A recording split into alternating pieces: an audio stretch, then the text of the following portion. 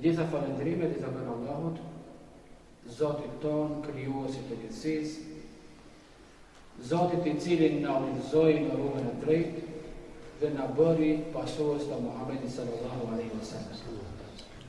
Falënderojmë Allahun që na ka mësuar mu taku në këtë vend sonte, në xhamin tonë, në xhamin e Hidaje, për ta madhruar Allahun, për të rënë në sejdë ruku, për të lexuar Kur'an në emrin e Tij dhe për të thënë o Allah, sa herë që vinë në xhami e ripërtri besën time ndaj Teje.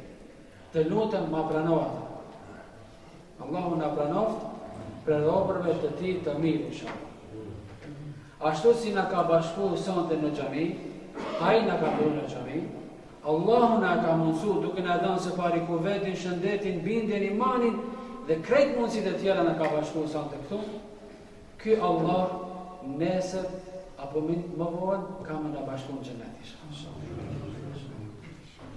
Kini këtë bindje pasha Allah, se vetëm ai këndon e përmudh, e udhëzon, e drejton në rrugë të mira, edhe inshallah më në fund edhe në xhenet. Me Muhammedin sallallahu alaihi wasallam. Ne jemi takuar dhe kjo është nata e Mevludit. Ne kemi emëruar dhe quajtur si nata e Mevludit, nata kur kujtojmë pejgamberin sallallahu alaihi wasallam, respektivisht lindjen e tij. Ummeti sot dhe ne shqiptarët jena bombarduar edhe jemi të ndikuar gjithsesi nga debati dhe diskutimet që bëhen se çfarë statusi ka Mevludi në Islam. Edhe vjen shumë kese, shumë të rinj, shumë djemë mirë, xhamatlit mirë, janë të ndikuar prej deklaratave të hoxhallarëve se një vepër e tillë nuk është e lejuar, është bidat e kështu me radhë dhe janë friksuar.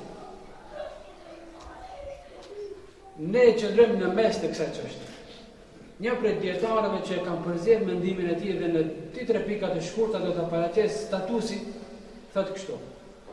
Mevludi duhet shikohet nga aspekti i festës, i përkujtimit edhe i rastit.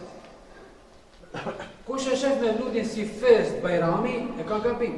Di festa ka Bajrami. Bajrami i madh dhe i vogël. Edhe i ka përcaktuar vetë pejgamberi alayhis salam. Dhe Mevludi nuk është nga ky lloj festave.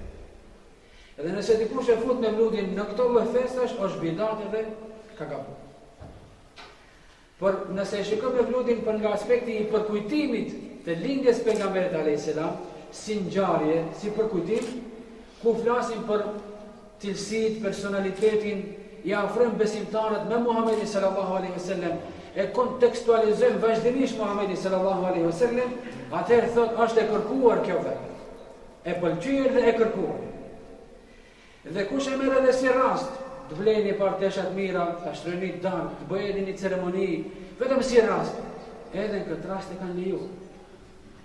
E kështu që ne jemi të dijet, ne gëzohemi me lindjen e pejgamberit alayhis salam, dhe gëzohemi shumë që i takojmë atij, si ummet i tij.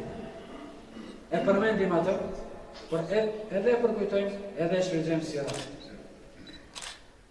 Të gjitha ata të cilët mundohen me na largu prej pejgamberit sallallahu alaihi wasallam e kanë një qëllim, duke na larguar nga pejgamberi alayhis salam, na largon nga Islami, nga Kurani dhe nga Koha.